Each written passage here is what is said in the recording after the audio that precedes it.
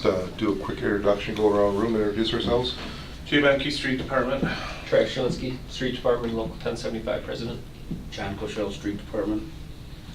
Don Urban, HR. Joe Zerflo, on the person. Sarah Anderson, HR. Paul Miller, Public Works Superintendent. Scott Young, Fire Department. Scott Kellogg, Alderperson. Sue Schill, City Attorney. And Steve Coe, Alderman. All right, item number 2 is discussion approval for the fire department structure changes. I guess I'll start with you, Scott. All right, I'm bringing this forward, just a little background. This is a concept that I'm going to be presenting that we've floated around the fire department for several years. And as the interim chief and the chief, this was one of my main goals, is to get what I'm going to propose to you today implemented. And we'll kind of go through it line by line. So what I have here with you is kind of an outline of what we're proposing. And in there it talks about our organizational chart and how we're structured.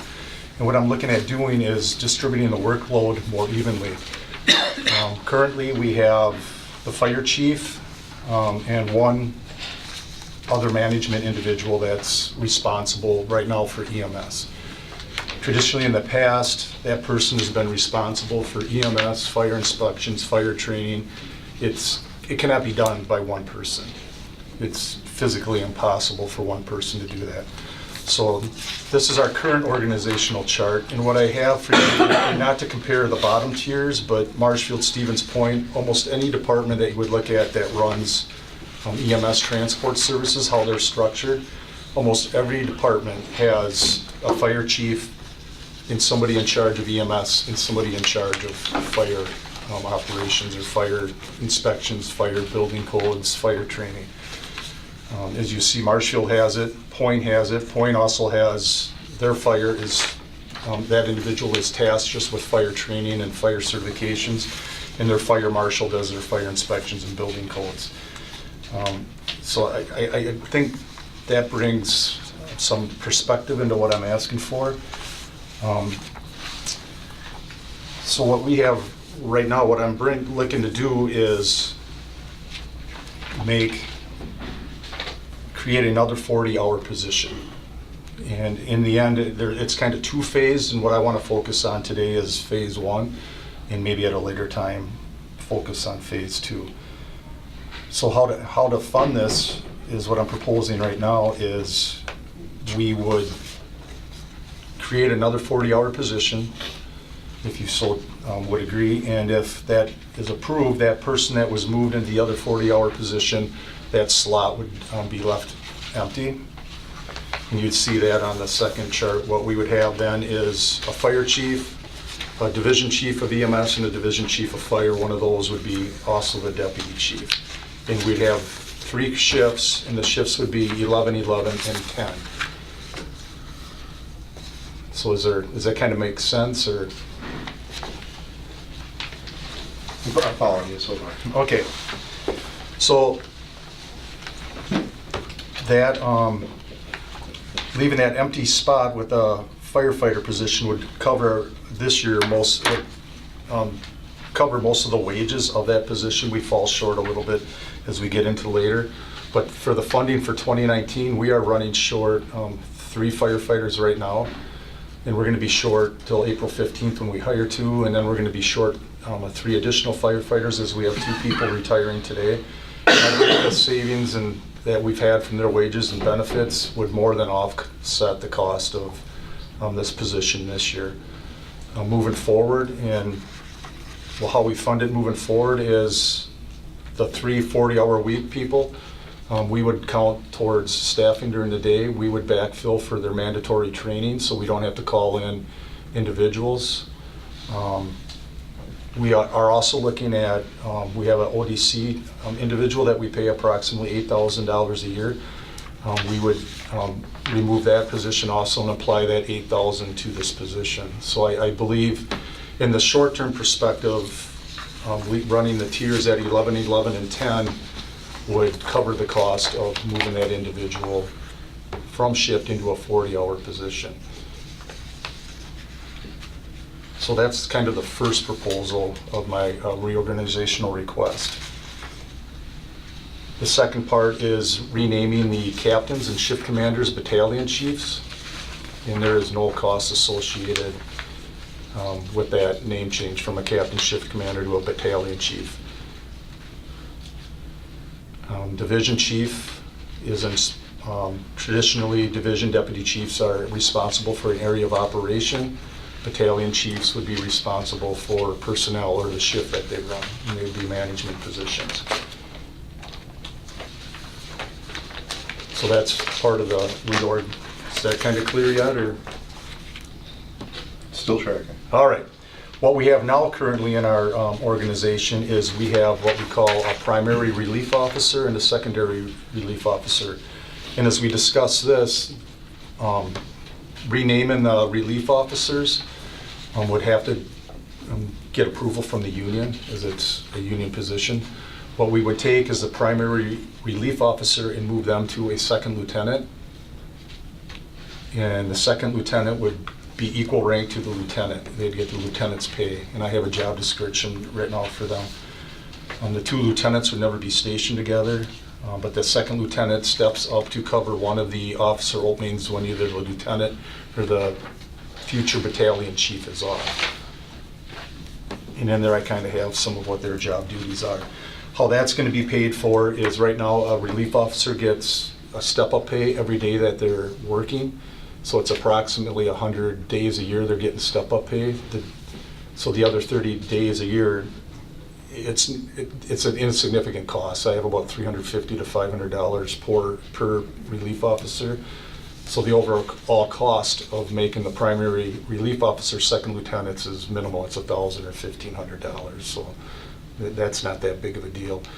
But the reasoning behind that is our primary relief officers, we're trying to grow them, we're trying to mentor them, we're trying to train them, so when they need to step up to run the shift, they're prepared to do it. What happens now is the primary relief officer can be bumped by other positions within the union, and it happens quite frequently where they're scheduled to step up and take leadership of the crew for that day, and they're bumped. It's kind of a morale booster, and they're not getting the experience that we desire for when they need to step up and run the shift. So I believe that would eliminate them being bumped. And that's kind of what we're looking for this year as we move forward. In here I have listed what the EMS, what we have would be kind of two division chiefs, but right currently the deputy chief can either be on shift leading the crew, or he could be that 40-hour position. If we were to go with this restructure, the deputy chief would be required to hold one of the other two 40-hour spots. They would no longer be allowed to be on shift. So we'd have a division chief and a deputy chief. Whether the deputy chief is in charge of EMS or fire would be irrelevant. They would have to be on the 40-hour shift in charge of one of our other areas of operations. As far as the financing goes, you believe you'd be able to cover all this in-house? Phase one, I would.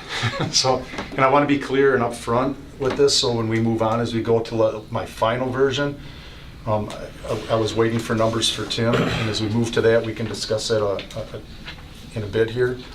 I'm not so sure that I can the second phase, because what I was looking at eventually then is our workload is such that we really do need the 3 tiers of 11.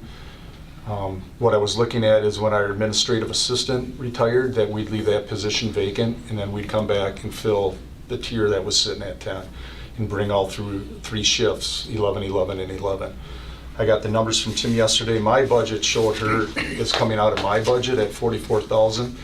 And when Tim sent me the numbers yesterday afternoon, he has her as a half-time position. So that kind of throws a wrinkle a little bit into my numbers. And I debated if I wanted to even bring this forward any longer, but I believe it is extremely important that we get another 40-hour position. So I think at this point what I'm asking for is just approval with the first phase with the union, if they're agreeing to the second lieutenant, to run put that additional 40-hour position on and run with 11, 11, and 10. And when the administrative assistant retires, revisiting the second phase at that time.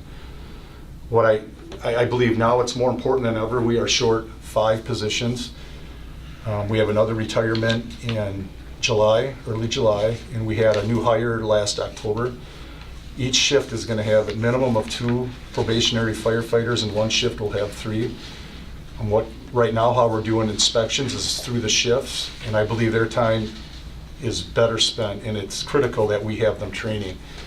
And the person in charge of fire, one of their main responsibilities is going to be building codes and fire inspections, and that would free the shifts up to train on EMS, to train on fire. It takes, honestly, 2 to 3 years to bring somebody up to full speed. And if we have them inspecting all fall or all spring long, we're losing that opportunity at training. And that ends up what happening. Every shift is assigned a sector. And we do about 1,000 plus inspections a year.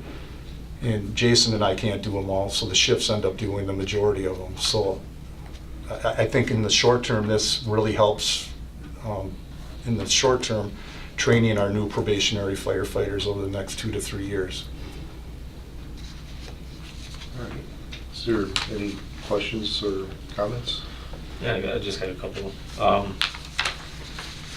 The current structure, captain of operations, and then you have a crew 1 commander who's your deputy chief. Mm-hmm. How's the hierarchy there? I guess the deputy chief is on a shift, but is he a...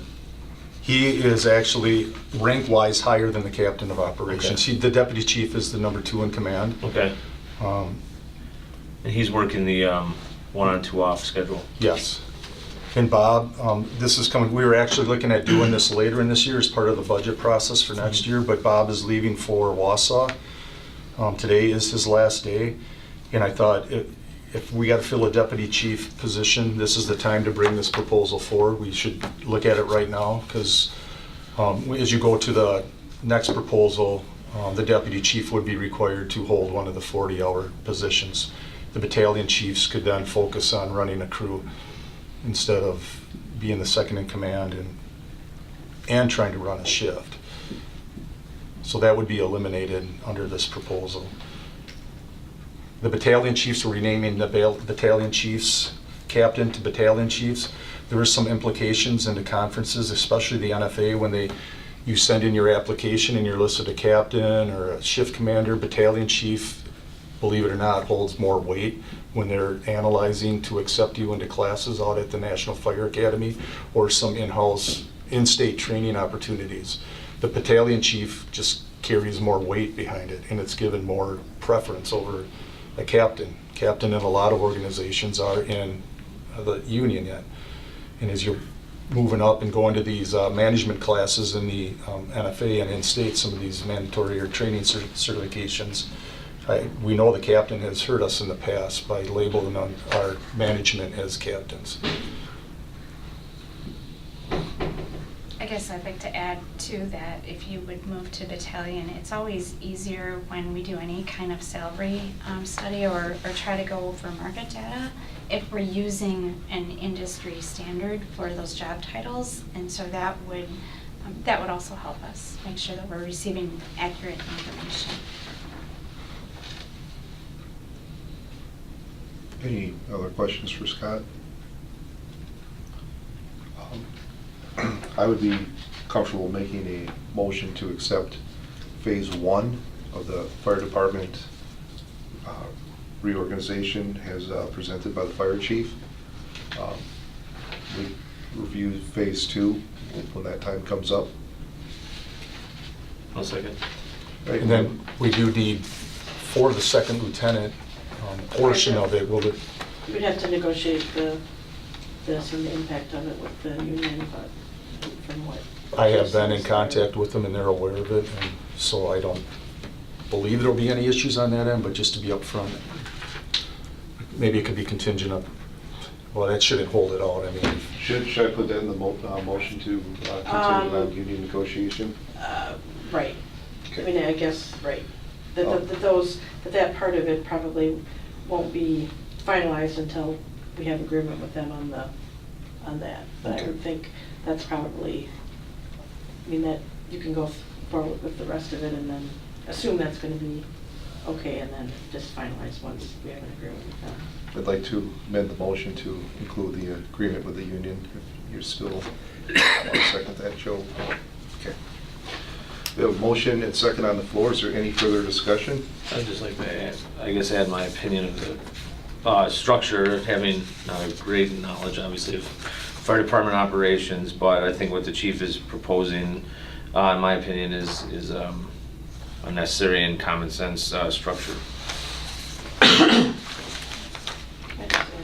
So you're gonna have a division chief of EMS job description, a division chief of fire operations job description, and then, just in case one of those isn't the deputy chief, right? Well, one of them And then- will be the deputy Right, chief. but I mean, but you're always gonna have to have it singular if, in case that isn't the deputy chief position, right? Right, yes. And so then really they're just doing those jobs, and then the deputy chief portion of it is really just filling in when you're not there, or are there additional duties that the deputy chief does other than? I have it, the job description, I mean, they're part of the budget process, they're part of, so that's all defined, what they're gonna be responsible for, but one of the main It's kind ones of like is, an add-on to these division. yes. I think it's a good change, you could have a, And those will be easy enough to flip around, right. just copy paste into whatever position they're in, because we have the job descriptions right now for the captain of operations of EMS, we have that. And then we have the one for the fire also, then you just place in the deputy chief duties onto those job descriptions. And those will be easy enough to flip as the deputy chief, if he's in EMS or fire, it shouldn't be that big of a deal. Okay. Any further discussion? Hearing none, committee will vote. All in favor, signify by saying aye. Aye. All opposed? Ayes have it. All right, thank you. Thank you. Item number 3 is consider approval for limited term employment of a retired detective. This is, go to you, Dawn. All right, so this is, I had handed out this at the beginning of the meeting. It's the executive summary of the police department rehire request. And basically what has happened, we have a cold case that the Attorney General would like to move forward to prosecute at this time. We had a former detective, Andy DeWitt, who retired last August.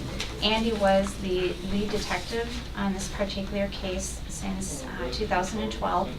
They have requested that Andy come back on a limited basis in order to help with this investigation and also to help one interview at least that we are aware of at this time. The city has previously done this back in 2012. We had brought back 3 detectives on a limited term, limited scope basis to perform investigative work for the Rhinewan homicide case. In that case, those employees collectively had to not exceed 450 hours, and they were paid straight time at their hourly rate, which would be the rate they had immediately prior to their retirement. What is the police department is asking at this time, if we would please approve Andy to come back on a limited term, non-benefits eligible employee for the purposes of working on this case in hours not to exceed 250 hours total, which if you would calculate that, it would be just a little over $8,000. The bottom of this executive summary, there is a cost savings currently in their 2019 salaries, and they do have that amount to cover the funding that would be necessary for this. So, and they also wanted me to send apologies. They had intended to be here to present themselves, and were having some family issues, family emergencies, so they do apologize for not being able to meet the committee in person. Go ahead, Joe. I'll make a motion to approve the police department's request to, for the limited term employment for the retired detective as stated. I'll second it.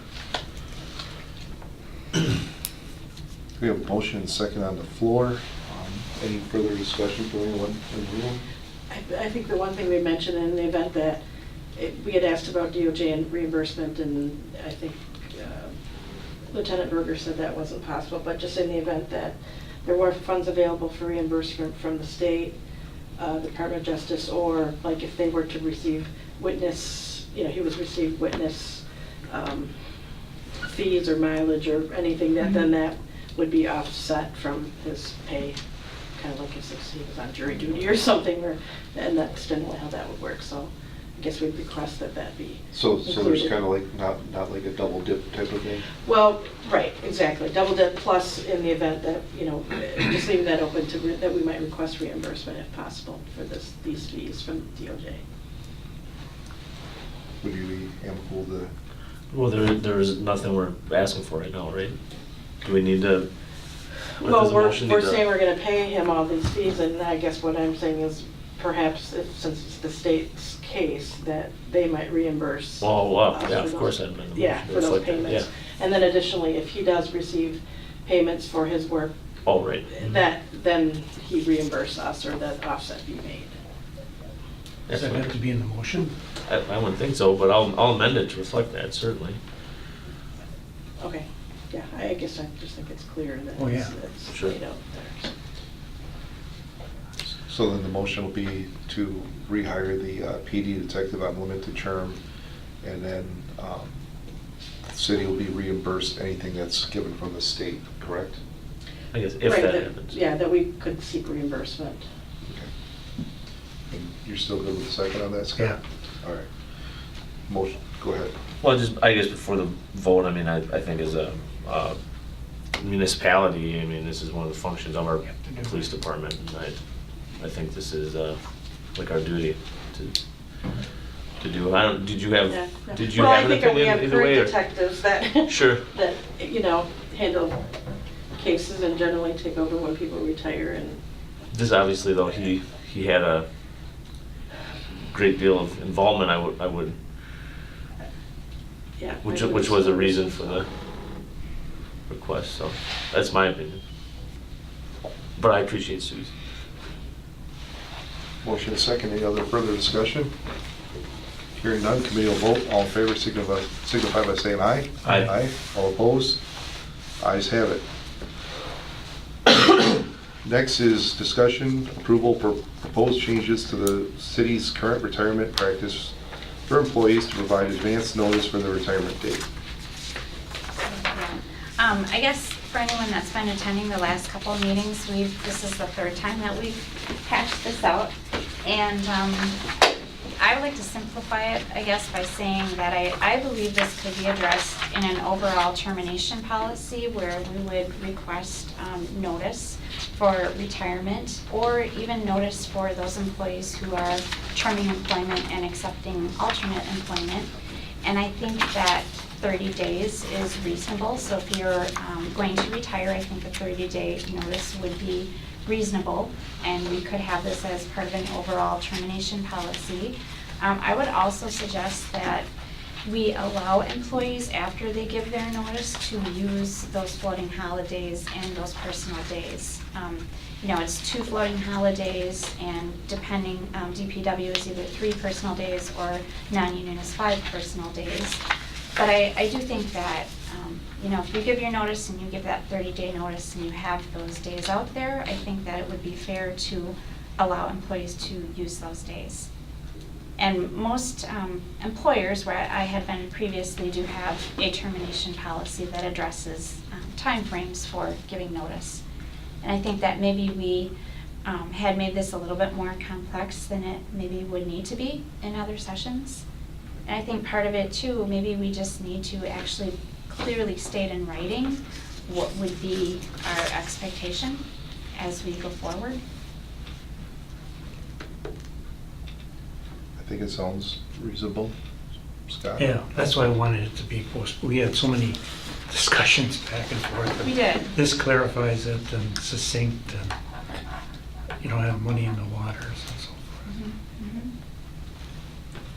Mhm. Any thoughts from you guys? I just, maybe I misunderstood or didn't hear, but you said at the end, do you want to put this in writing, or you have something else you want to put in writing? So I'm just proposing it would be one component of an overall termination policy. So if you're retiring, you know, the policy would read advance notice of 30 days with the right to use floating holidays and personal days after you provide that notice. So do you expect anything else to be added to that policy as far as retirements? Not as far as retirement. So we'd have to amend the longevity for you, because right now the longevity policy has a 2-week notice. So we'd want to make it consistent and do a 4-week notice. If we're requesting a 4-week notice for termination for retirement, we would want the longevity policy to match the wording. We just want those to be consistent. Okay. But no, I don't anticipate anything This will be, further. okay. Yeah. Does that answer it? Yep. Yeah, okay. Paul, anything? No, so then we would just have a separate termination, which would be your standard 2-week notice and. Yep, 2 Sure. weeks if you're accepting employment elsewhere. Yeah, it's clean. Well, if you don't give the 30-day notice, nothing, yeah, there's no, If you don't, you don't. Yeah. But I just think we have to give employees the benefit of the doubt. When I started scrolling through policies, I just couldn't find anything that really clearly asked for that, Right. that 30 days. I really don't anticipate issues. There may be 1 or 2 here or there, but, you know, it's good to have it 30 days in there, and Right. most employee would follow it. Yeah, I think that employees in general try to Yeah. be fair and follow the policies that are set. I would make a motion to accept the recommendation as presented for the requirement of 30 days notice for employees who are retiring. I'll second it. All right, we have motion and second on the floor. Is there any further discussion? I just have a quick, when would this go into effect? Well, the council would have to approve it, obviously. So, Like May? well, April 16th. Do I have the right date there? April So 16th. April 16th. I mean, I would think you'd have to give people at least 30 days after, you know. Oh, well, After that time, yeah. yeah, I For mean, we people of course have a retiring grace period if on or someone is after. retiring at the end of Okay. April. We wouldn't say, 21. oh, you didn't give your notice. Right, I Yeah. guess that's what I was Oh, wondering. of course, yes. Okay. Maybe it's not a moot point or whatever, but I know the wording here Haven't says seen the like, policy yet, so that'll have to come to you, right? You're So gonna- you'd have to approve a termination policy, yes, Okay. yes. so the wording in here is, city may also consider allowing employees to use floating holidays, personal days after notice of retirement. I guess in the policy, I would just like to see that. Yes, I would add Okay. that in the policy, so Okay. it's clear. So they know that they will be allowed to use it. Yes. I guess it's just my only concern. so- Yes. Okay, thank you. Mhm. There's a question back here. Oh, So- I'm sorry. The policy is now not floating holidays, but personal days. If you don't use those personal days, they're paid out. Are you proposing that those days be paid out or Or used, either or, paid out or used? or used. Okay. Any other further discussion? All right. Hearing none, committee will vote. All in favor signify by saying aye. Aye. All opposed? Ayes have it. Item number 5 is the standing agenda item, which is our current job openings. Dawn? Sure.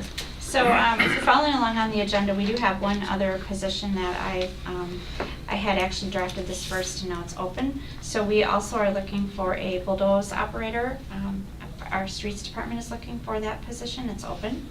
We currently have a GIS coordinator and IT manager, seasonal engineering technician intern, and a senior city inspector. We will be accepting entry-level, and this should actually say entry-level police instead of firefighters. That will be starting on April 22nd, and that information will also be posted on our city website. And all of our jobs, our current open positions are located on our city website if individuals want to check on those. Great. Thank you. What's the status of the IT manager? So that was just posted, actually it's been posted for 1 week. So we're collecting applications Okay. currently. Because we've been discussing it for a couple of months. So Yeah. That's yeah. good, Mhm. yeah. All right. Item number 6 is discussion or approval to award a lump sum bonus payment in the amount of 0.25% of the 2018 base wages to the AFS-CME Local 1075 employees.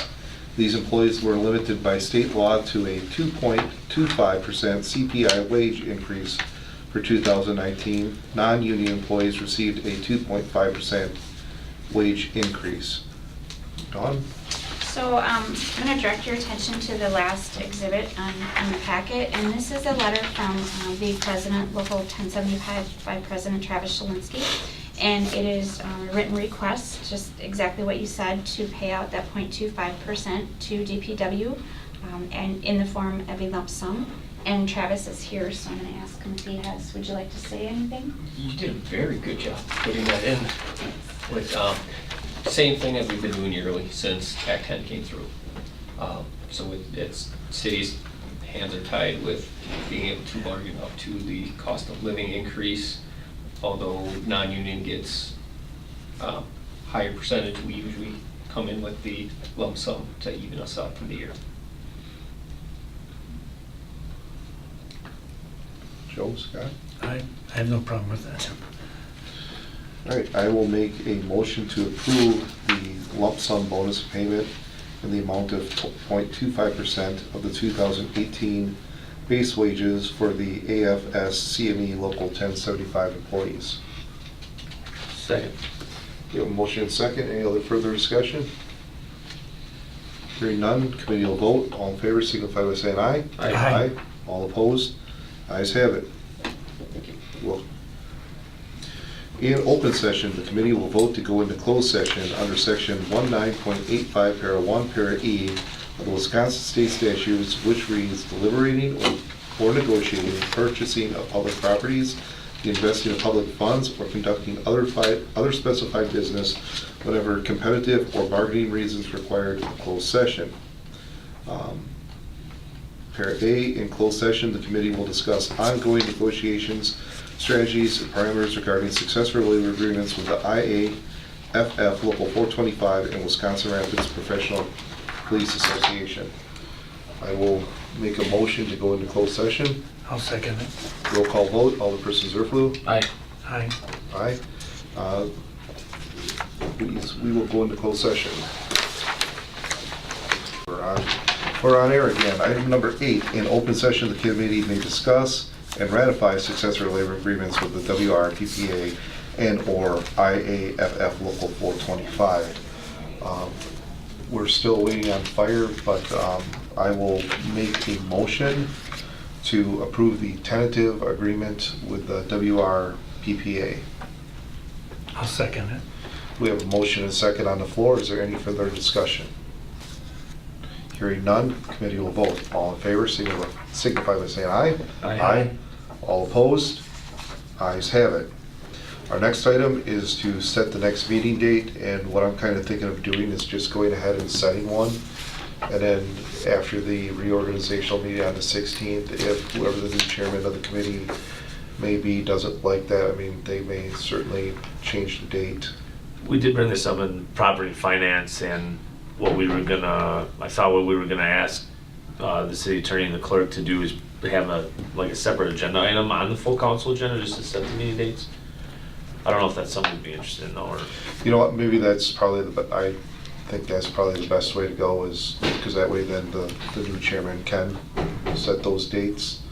So for item number 9, I will defer to the April 16th common council meeting for the potential new chairman of the HR committee to set the next regular HR committee meeting date. Item number 10 is adjournment.